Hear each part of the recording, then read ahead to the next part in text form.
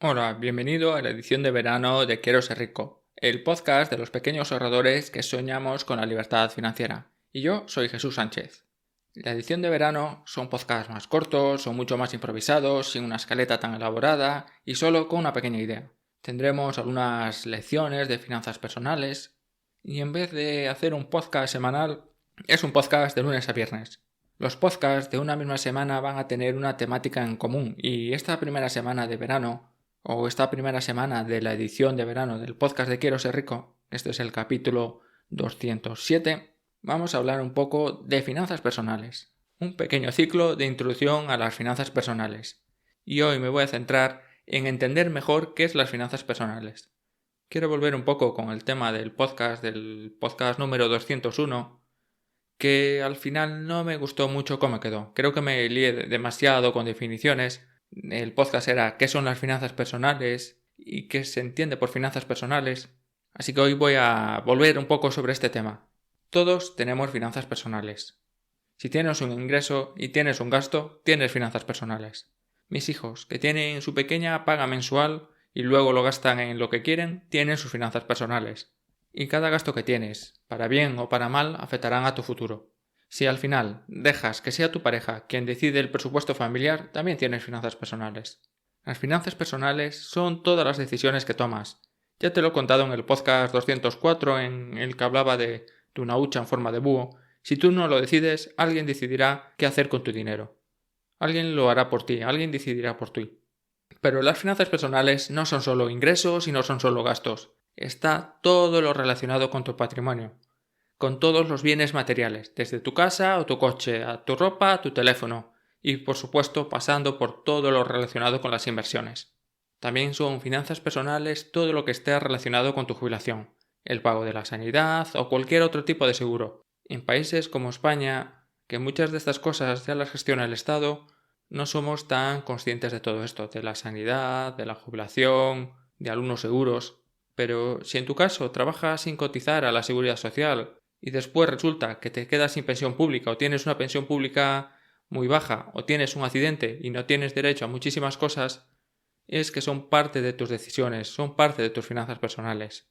Pero hoy no te quería hablar de esto, sino de otras cosas. Mira, las finanzas personales ni son difíciles ni son para gente de mucha pasta. Ya te lo he contado muchísimas veces y hoy quiero volver a insistir en esto. Si trabajas 8 horas de lunes a viernes y por decir 8 horas que al final se convierten en 12, como es mi caso, pues al final estás 12 horas, la mitad del día fuera de tu casa y tienes un trabajo que podemos decir con una remuneración como mínimo normal, entiende normal lo que quieras. Si al final de mes no tienes un duro en tu bolsillo, si al final de mes no tienes un euro en tu bolsillo, claramente tienes un problema de finanzas personales. Para mí, la regla número 1 en finanzas personales es no gastar más de lo que ingresas. Es hacer que la diferencia entre los ingresos y los gastos sea positiva y que sea siempre lo más grande posible. En otras palabras, es tratar de disminuir tus gastos o aumentar tus ingresos, o hacer las dos cosas. Y la clave para hacer esto es tener un presupuesto. Un presupuesto puede ser más o menos elaborado, pero el presupuesto al final lo es todo. Y todo el mundo tiene presupuesto, todo el mundo tiene un presupuesto, solo que algunas personas lo tenemos por escrito y somos nosotros quien decidimos cuánto y en qué gastar. Y otras personas van improvisando a lo largo del mes y al final de mes no saben ni dónde ni cuánto dinero se ha ido en cada cosa. Lo que sí saben es que ya no tienen dinero. Tener presupuesto, pues ahora que estamos en verano, en vacaciones, posiblemente tengas vacaciones, te voy a poner un ejemplo. Tener presupuesto es como ir de viaje. Puedes salir de tu casa y no saber a dónde vas. No saber dónde vas a comer, dónde vas a dormir, no sabes ni qué vas a ver. O puedes tener una agenda con qué hacer cada hora. A esta hora vamos a ver esta cosa, después vamos a parar en tal sitio, después vamos a ir a no sé dónde. Y también hay algo intermedio, que ni sea tan estricto ni sea tampoco tan libre. Porque al final, si vas improvisando siempre, es posible que alguna vez no encuentres dónde dormir, o tengas que dormir en sitios demasiado caros o demasiado baratos, por decirlo de alguna forma, sitios que no tienen la calidad que te gustaría o que consideramos o podemos considerar medio decente, un lugar limpio. Creo que nos entendemos, ¿verdad? O puede que no encuentres dónde comer, o que comas fatal, Y esto te pasa, pues, por eso, por ir improvisando, por no tener ni idea dónde vas. Puedo seguir contándote ejemplos, pero creo que te haces una idea. Todo el mundo tiene un plan. Y todo el mundo tiene un presupuesto. Lo que pasa es que algunos es totalmente abstracto en su mente y en otros casos es algo más pensado, con algunos detalles más. Por lo menos pensar en lo más importante, dónde vamos a dormir, dónde vamos a comer. El presupuesto es asignar a cada partida de gastos, a cada categoría, una cantidad. Vamos a gastar en esta partida esta cantidad de dinero. Y eso no se hace pensando cifras al azar. Pues en comida 300, sino que lo tienes que hacer en base a algunos datos históricos, es decir, a tus registros. Y si no tienes un registro, bueno, pues, y nunca lo has hecho y nunca has hecho presupuesto, tampoco es importante. Cualquier presupuesto escrito es mejor que ningún presupuesto.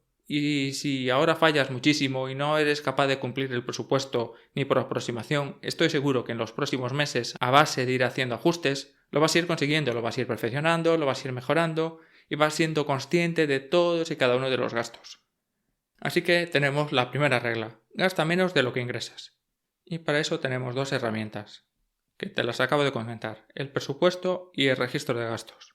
El segundo paso, que podemos llamar la segunda regla, es que el ahorro, la partida del ahorro, es un gasto más. Pero no es un gasto más cualquiera, es el primer gasto, es el gasto que debe ir primero en el presupuesto. Esa cantidad que decidimos ahorrar es la que tiene prioridad sobre ningún otro gasto de este mes. Es decir, que cuando recibes tus ingresos, lo primero que debes hacer es apartar la cantidad de euros que vas a ahorrar. Porque al final ahorrar te da dos ventajas increíbles. Dos ventajas. La primera es que vas a tener un dinero disponible para cuando lo necesites.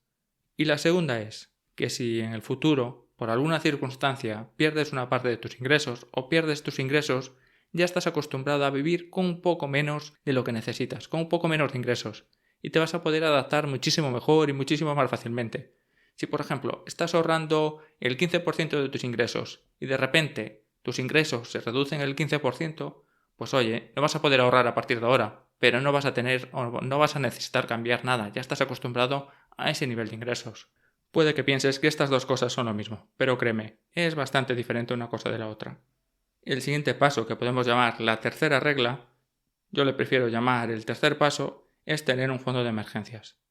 El fondo de emergencias es un dinero para posibles imprevistos. Hay quien a estos ahorros los prefiere dividir en apartados diferentes, en fondos diferentes, uno para las vacaciones, otro para cambiar de coche, otro para los regalos de las próximas navidades, y cada mes van apartando una cantidad a cada uno de estos fondos. Otros preferimos, y ahí me incluyo, no tener tantos compartimentos o tener estos compartimentos tan claramente divididos, pero sí los tenemos contemplados. Lo que sí o sí debes tener un apartado para el fondo de emergencias.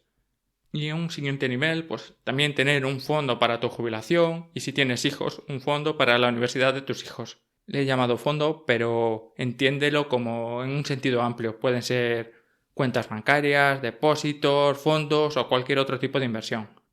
Hay quien esto de los diferentes fondos, las diferentes partidas, lo prefiere dividir por finalidades, pues eso, como te acabo de contar, para la jubilación, para el fondo de emergencias, para la universidad de los hijos, y otros hay quien prefiere dividirlos en plazos. Esto por si tengo alguna necesidad en los próximos 2 meses o a menos de un año, esto para los próximos 5, esto para más de 15 años. Bueno, pues da igual cómo lo hagas, puede ser por finalidades, puede ser por plazos. Y si ya estás aquí, si ya has conseguido llegar hasta aquí y quieres seguir mejorando tus finanzas personales, uno de los aspectos que más motivan a muchas personas es la posibilidad de algún día alcanzar la libertad financiera, o al menos de ser financieramente independientes. Hoy no voy a entrar a explicar qué es exactamente esto de la libertad financiera y la independencia financiera, pero solo quédate con esto. Es hacer que tu dinero, el dinero que tienes ahorrado, pueda crecer más rápido de lo que gastas. Puede que te parezca imposible, pero no lo es. Aunque al final no consigas que este dinero trabaje para ti, tal vez no sea lo suficiente para que puedas renunciar a tu trabajo, a tu profesión, pero sí que puede ayudar y puede ayudar bastante. ¿Y cómo se hace esto al final? Pues pensando en activos y no pensar en pasivos. Activos es comprar cosas que con el paso del tiempo no pierden valor o incluso lo aumentan. E incluso en algunos casos nos meten dinero en nuestro bolsillo, nos generan un ingreso. Y un pasivo es algo que pierde valor. Un coche, un móvil o cosas como las vacaciones. Y lo que nunca debes hacer es comprar pasivos con crédito. Y esto es todo por el podcast de hoy. Mañana te hablo de cómo ganar más dinero. Si te ha gustado este podcast, no olvides indicar que te gusta, suscribirte para no perderte ninguno de mis episodios y anotarte a la newsletter de Quiero Ser Rico, en donde vas a encontrar muchísima más información. Y esto es todo por hoy. Nos escuchamos mañana.